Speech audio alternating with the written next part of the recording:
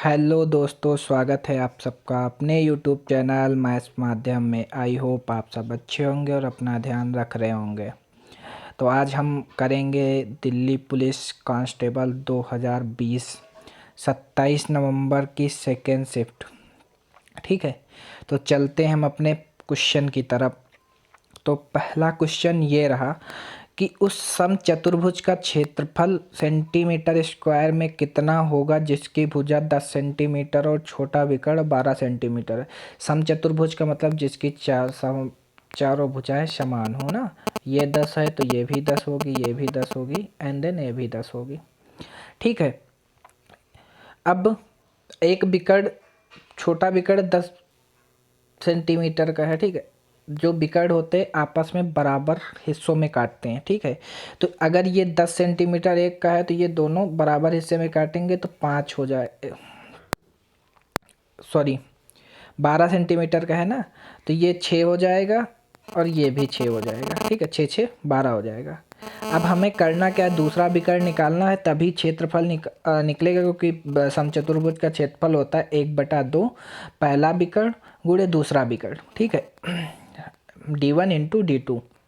ठीक, तो हमें भी पता है 6 8 10 का एक ट्रिपलेट होता है। ठीक है, तो ये वाला विकर्ण 8 हो जाएगा, तो पूरा आधा हिस्सा 8 है तो पूरा हिस्सा भी मिला के 16 हो जाएगा, क्योंकि दूसरा भी 8 होगा। तो अब कर देंगे हम 1/2 इंटू डायगनल 1 इंटू डायगनल 2। ठीक है, एक डायगनल है तुम्हारा 12, एक डायगनल है तुम्हारा 16। हम जब काटेंगे इसको तो ये आ जाएगा 2 छक्के 12, यानी 16 छक्का 96 सेंटीमीटर स्क्वायर इसका आंसर हो जाएगा। चलते हैं नेक्स्ट क्वेश्चन पे। नेक्स्ट क्वेश्चन ये कह रहा है कि 3 वस्तुओं को प्रति वस्तु 200 के मूल्य में खरीदा गया, उनमें से एक को 12.5% की हानि पर बेच दिया गया। यदि अन्य 2 वस्तुओं को उस मूल्य पर बेचा गया और जिससे पूरे सौदे में 20% का लाभ हुआ है, तो 2 वस्तुओं पर होने वाला लाभ प्रतिशत ज्ञात कीजिए। उन दोनों वस्तुओं पर होने वाला लाभ प्रतिशत ज्ञात कीजिए। ठीक है, देखो पहली वस्तु और दूसरी वस्तु, 2 वस्तुएं और टोटल कितनी वस्तुएं हो गई 3। ठीक, क्या बोला गया, टोटल पर हमें 20% का लाभ हो रहा है, तो हमें टोटल पे 20% का लाभ हो रहा है। पर एक वस्तु पर हमें 12.5% की हानि हो रही, माइनस का 12.5 और 20 का अंतर जब करोगे तो हमें मिलेगा माइनस का 32.5, 32.5। इतना समझ गए। इसकी मल्टीप्लाई हम 1 से कर देंगे, ये जेएसएम मेथड होता है। ठीक, 32.5 माइनस। ठीक, अब हम करेंगे 32.5 की कमी हो रही है, इससे घाट हानि होने की वजह से, तो दूसरे वाले में हमें कमी हो रही है जितनी, उसको हमको पूरा करने के लिए इसको इस 20 में जोड़ देंगे। ठीक है, 32 कितनी जगह, 2 जगह बांटेंगे 32.25, क्योंकि 2 वस्तुएं थी। इसको जब काटेंगे हम, सॉरी, इसको जब हम काटेंगे तो कितना आएगा 16.25। फिर टोटल में जोड़ देंगे 20 + 16.25 हो जाएगा 32.25। यही आंसर हो जाएगा इसका। चलते हैं हम नेक्स्ट पेज पे, नेक्स्ट क्वेश्चन पे। मतलब नेक्स्ट क्वेश्चन ये रहा कि यदि बी की तुलना में ए 5 गुना कुशल है। ठीक है, बी की तुलना में ए 5 गुना कुशल है। ए और बी, अगर ए 1 है तो बी 5 है। ठीक, अब बोला गया कि इसलिए एक कार्य को पूरा करने में बी से 52 दिन कम लेता है।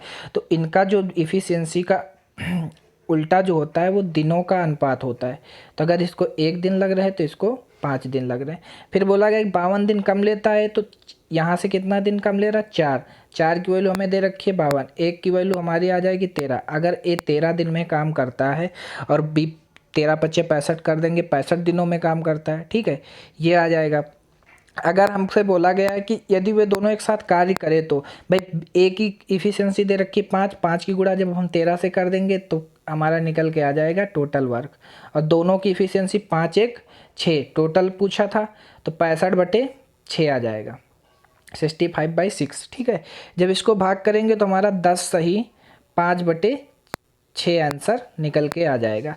चलते हैं नेक्स्ट क्वेश्चन पे। नेक्स्ट क्वेश्चन ये रहा, वह छोटी से छोटी संख्या कौन सी है जिसे 12, 21 और 35 से विभाजित करने पर समान शेषफल प्राप्त होता है। तो हमें निकालना क्या है, 12, 21 और 35 का शेष एलसीएम निकालना है। एलसीएम निकाल लेते हैं। 35 सब एलसीएम निकालने का सबसे बढ़िया तरीका ये है कि बड़ी वाली संख्या को पहले लिख लो, 35, ठीक। 35 मिलके कितने से मिलके बना, 7 गुणे 5 से, ठीक है। तो यहाँ पे 7 है और 21 कितने से मिलके बना है, 7 गुणा 3 से। तो ऑलरेडी 7 है तो 3 की हमें कमी है तो 3 लिख देंगे, ठीक है। और 12 किससे मिलके बना, 4 गुणे 3 से। तो 3 तो ऑलरेडी है इसमें, तो इसमें हम 4 लिख देंगे, ठीक है। यही एलसीएम निकल के आ जाएगा। 4 तिया 12 और 12 और 12 पंचे 60 और 12 तिया 36 और 36 6 42, यानी 420 एलसीएम हो जाएगा। फिर बोला गया कि छोटी से छोटी संख्या ज्ञात करनी हो, विभाजित करने पर समान शेषफल 2 प्राप्त होता है। तो 420 में हम 2 जोड़ देंगे तो 12, 21, 35 से विभाजित होने वाली सबसे छोटी संख्या 420 होगी। इसमें हम 2 जोड़ देंगे तो हमारा आंसर मिल जाएगा, यानी 422 आ जाएगा। यही आंसर हो जाएगा। चलते हैं नेक्स्ट क्वेश्चन पर। नेक्स्ट क्वेश्चन ये कह रहा है कि एक चुनाव में 2 प्रत्याशियों के लिए 3:10 के अनुपात में मतदान हुआ। यदि सभी मत वैध हैं और यदि विजेता प्रत्याशी को 156,200 वोट मिले, मतलब 1,56,200 मत मिले, तो कितने मत डाले गए, ठीक है। 3:10 में 2 प्रत्याशियों में मतदान हुआ। अगर विजेता प्रत्याशी को 1,56,200 मत मिले तो भाई विजेता प्रत्याशी होगा जिसका रेशियो ज़्यादा, यानी 10 की वैल्यू हमें दे रखी है 1,56,200। एक की वैल्यू हमारी निकल के आ जाएगी 15,620, ठीक। इतना निकल के आ गया।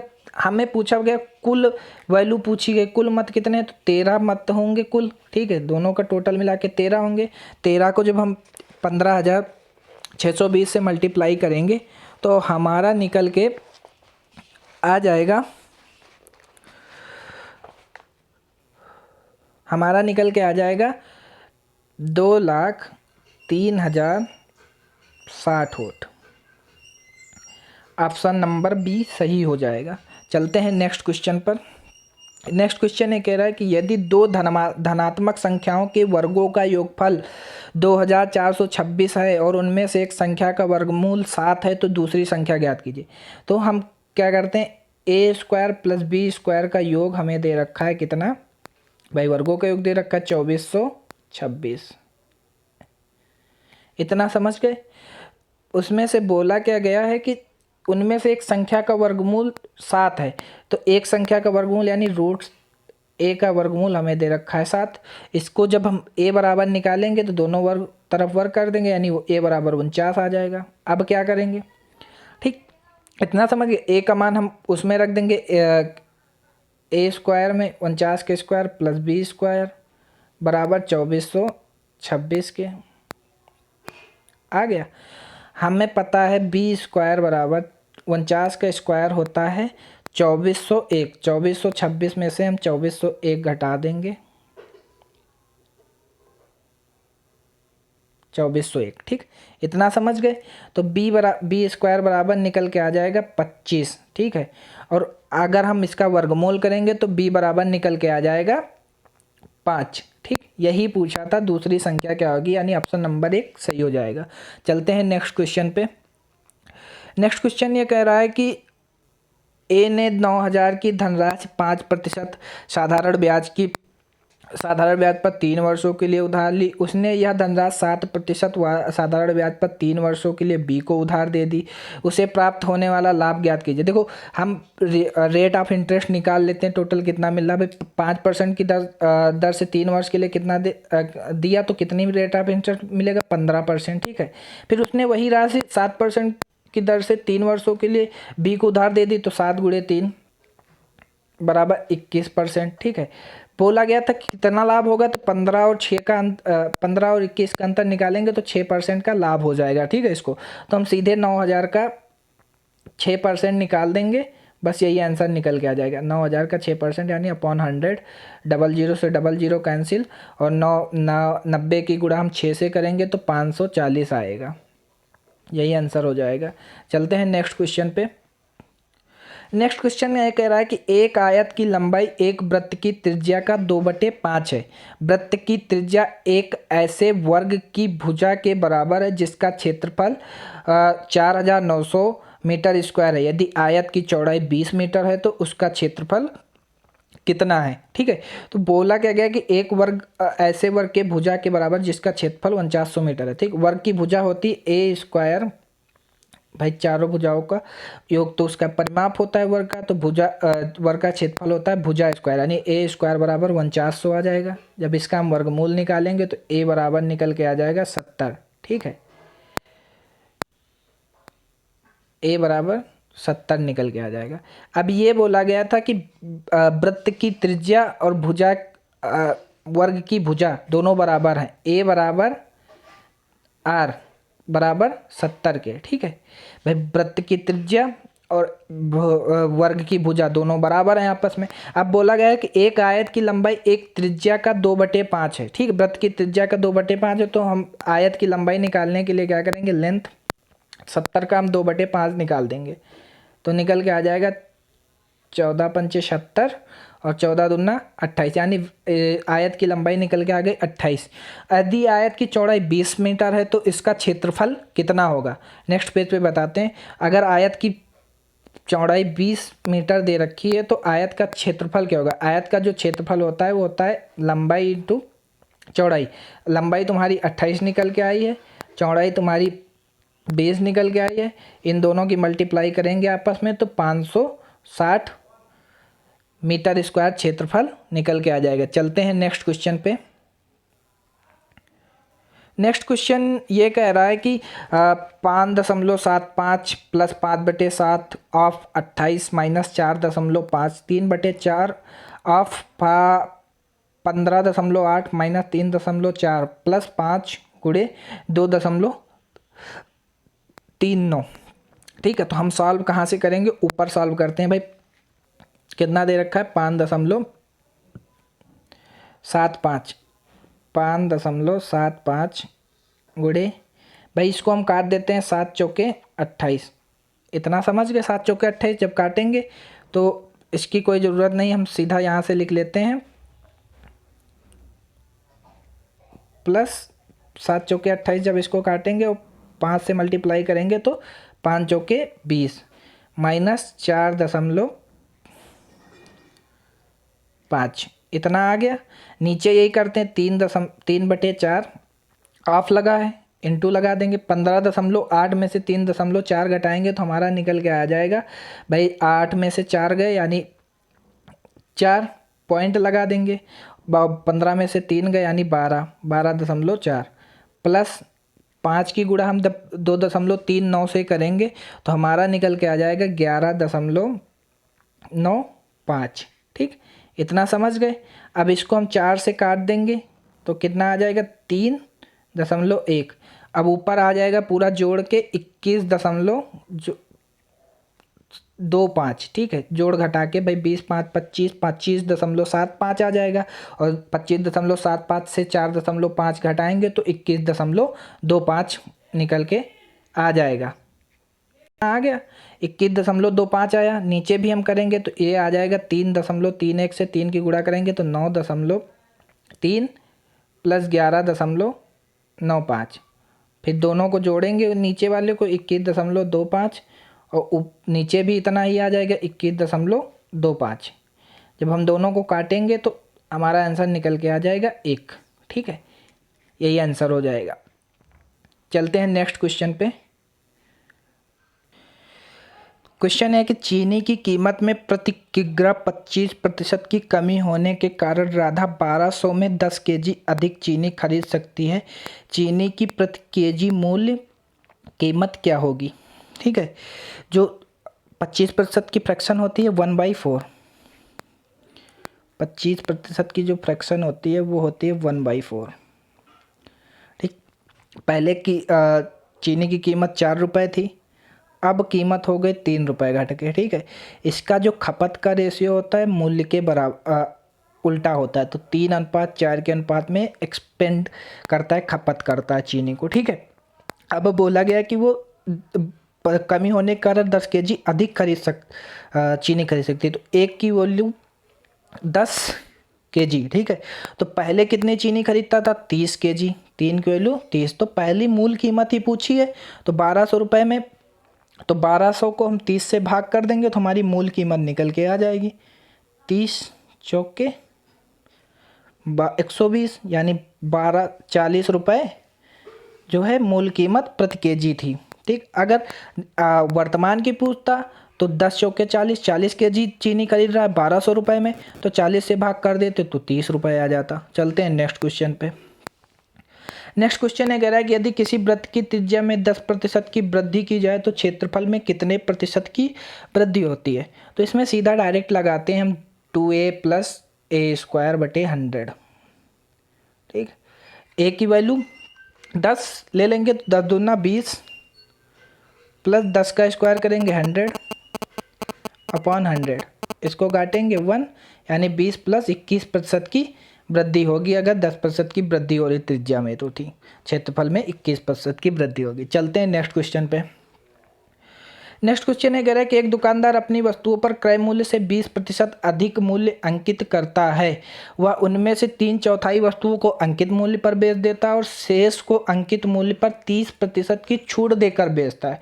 उसका लाभ हानि प्रतिशत ज्ञात कीजिए, ठीक है। हम मान लेते हैं टोटल वस्तुएं हैं 100, इनका CP भी हो जाएगा 100 रुपये, ठीक। अब बोला गया है कि 20 रुपये अधिक अंकित करता है, तो अगर इस पर 20 रुपये अधिक अंकित करता है तो MP हमारा निकल के आ जाएगा 120 रुपये, ठीक है। 100 वस्तुओं का MP 120 रुपये आ जाएगा।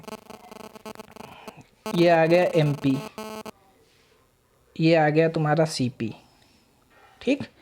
इतना समझ में आ गया। अब बोला गया उनमें से 3/4 वस्तुओं को अंकित मूल्य पर बेच देता है। हम 100 का 3/4 निकाल देंगे, इनको अंकित मूल्य पर बेचता है 3/4 अंकित मूल्य, यानी एक वस्तु का अंकित मूल्य, भाई 100 वस्तुओं का अंकित मूल्य 120 रुपये है, तो एक वस्तु का अंकित मूल्य हमारा निकल के आ जाएगा 1/2। इतना समझ गए।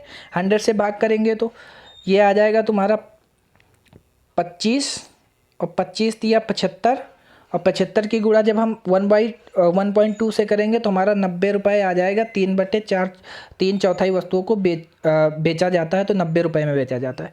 फिर नेक्स्ट लाइन क्या बोली है कि शेष वस्तुओं को अंकित मूल्य पर 30% की छूट देकर बेचा जाता है। अब शेष वस्तुएं कितनी बची? 100 थी, उनमें से 3/4 चली गई, तो 1/4 वस्तुएं बची, उनको 1/2, तो अंकित मूल्य उन पर भी 30% की छूट देनी, 70 पे बेचा जा रहा है। इतना समझ गए। 100 से 100 काटेंगे और 4 तिया 12, यानी 0.3, और हम 70 की गुणा जब 0.3 से करेंगे तो कितना निकल के आ जाएगा? 21 रुपये, ठीक। इतना समझ गए। और 90 और 21 को जब हम जोड़ेंगे तो कितना आ जाएगा निकल के? 90 21 होता है तुम्हारा 111, और हमारा CP कितना था? 100 रुपये, तो हमें कितने का लाभ हो रहा है? 11, और 11 का लाभ 100 पर होगा तो 11% लाभ हो जाएगा। 100 से 100 काटेंगे, यानी 11% का लाभ होगा हमें। ऑप्शन नंबर A सही हो जाएगा। चलते हैं नेक्स्ट क्वेश्चन पे। नेक्स्ट क्वेश्चन ये कह रहा है कि n संख्याओं का औसत 36 है। यदि 75% संख्याओं में से प्रत्येक में 5 की वृद्धि कर दी जाए और शेष संख्याओं में 8 की कमी कर दी जाए, ठीक। इतना समझ गए। तो संख्याओं का नया औसत कितना होगा? अगर हम मान लेते n संख्याओं की जगह पर टोटल संख्याएं हमारी 100, ठीक, और उनका औसत कितना है? 36, तो कितने योग कितना होगा उनका? 100 × 36 = 3600। होप सो इतना समझ गए होंगे। अब बोला गया 75% संख्याओं में प्रत्येक में 5 की वृद्धि कर दी जाए, तो 100 का 75% निकालेंगे तो 75 आएगा। 75 संख्याओं में प्रत्येक में 5 की वृद्धि हो रही है, तो इसको करेंगे 75 × 5, यानी 375 की वृद्धि हुई।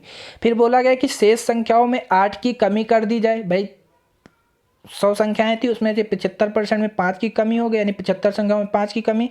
अब 100 में कितनी संख्याएं बची शेष? 25 संख्याएं बची। इसमें कितने की कमी हो रही है? 8 की। तो 8 की कमी को दर्शाने के लिए माइनस डिनोट करेंगे, 25 गुणे 8 कर देंगे, 200 आ जाएगा। इन दोनों को घटा देंगे आपस में भाई, एक में प्लस एक में माइनस है तो घट जाएंगे दोनों। 175 की वृद्धि हो गई, ठीक, टोटल। अब इस 175 को हम 3600 में जोड़ देते हैं, 175 यानी निकल के आ जाएगा 3775। फिर बोला गया संख्याओं का नया औसत क्या होगा? टोटल संख्या हमारे पास 100 थी, 100 से इसको भाग कर देंगे 3775 को, तो हमारा निकल के नया औसत आ जाएगा 37.75। ठीक है, ऑप्शन नंबर 4 सही हो जाएगा। चलते हैं नेक्स्ट क्वेश्चन पे। नेक्स्ट क्वेश्चन ये कह रहा है कि अर्धवार्षिक रूप से चक्रवृद्धि की जाने वाली 8% वार्षिक ब्याज दर पर निवेशित एक धनराशि एक वर्ष की समाप्ति पर 20,280 हो जाती है। उस धनराशि के लिए वार्षिक रूप से चक्रवृद्धि की जाने वाली उसी ब्याज दर पर 2 वर्षों का ब्याज कितना होगा? ठीक है, तो भाई 8% वार्षिक ब्याज दर है, इसको अर्धवार्षिक करेंगे तो 4% हो जाएगी। 4% की फ्रैक्शन होती है 1/25, इतना होता है भाई। एक वर्ष में 2 अर्धवार्षिक जाएंगे तो 2 वर्ष होंगे, 25 से 26, फिर दिन 25 से 26, ठीक, दोनों का मल्टीप्लाई कर लेंगे, आ जाएगा 625 और ये आ जाएगा 676। इतना समझ गए? तो 676 की वैल्यू हमें दे रखी है 20,280, क्योंकि वर्ष की समाप्ति पर इतना हो जाता है। तो 676 गुणे 625 की वैल्यू निकालनी है मूलधन। तो ये समथिंग भाई लास्ट में यूनिट डिजिट तुम्हारा 6 है और यहाँ पर भी दहाई का अंक 8 है, तो ये लगभग 30 बार जाएगा।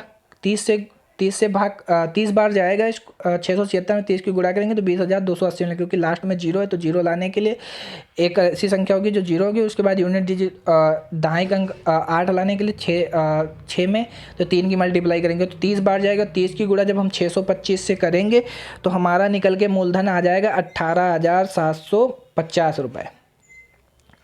ठीक, जब मूलधन 18,750 रुपये आ गया तो उसी धनराशि के लिए वार्षिक रूप से चक्रवृद्धि की जाने वाली उसी ब्याज दर पर 2 वर्षों का ब्याज कितना होगा? भाई 2 वर्षों का ब्याज पूछा है और रेट तुम्हारी भाई वार्षिक रूप से चक्रवृद्धि की जानी है तो 8% हो जाएगी अब। ठीक, या तो हम ये कर लें या तो हम नेक्स्ट पेज पे बताते हैं इसको, या तो हम इसको रेशियो मेथड से कर लेते हैं, या फिर हम 8 + 8 भाई रेट ऑफ इंटरेस्ट निकाल के कर लेते हैं।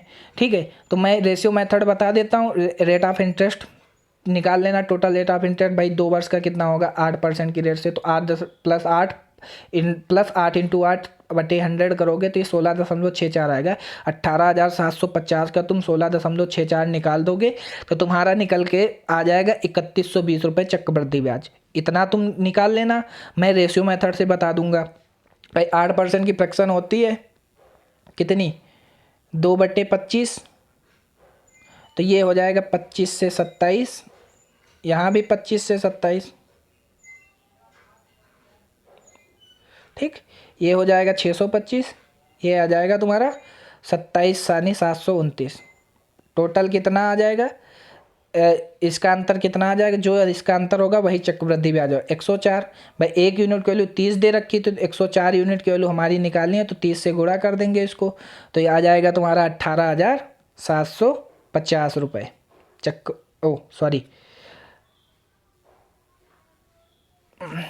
कितना निकल के आ जाएगा? 3,120 रुपये। बस यही आंसर हो जाएगा। चलते हैं नेक्स्ट क्वेश्चन पे। नेक्स्ट क्वेश्चन हमारा अंतिम क्वेश्चन होगा।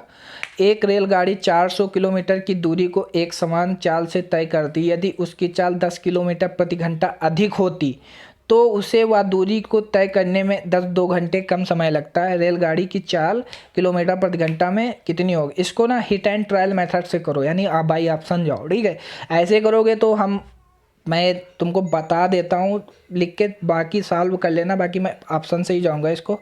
टोटल दूरी 400, कितनी स्पीड बढ़ रही? s + 10, कितने घंटे टाइम लग रहा है कम, 2 घंटे, और कितनी स्पीड बढ़ी थी 10, ठीक है।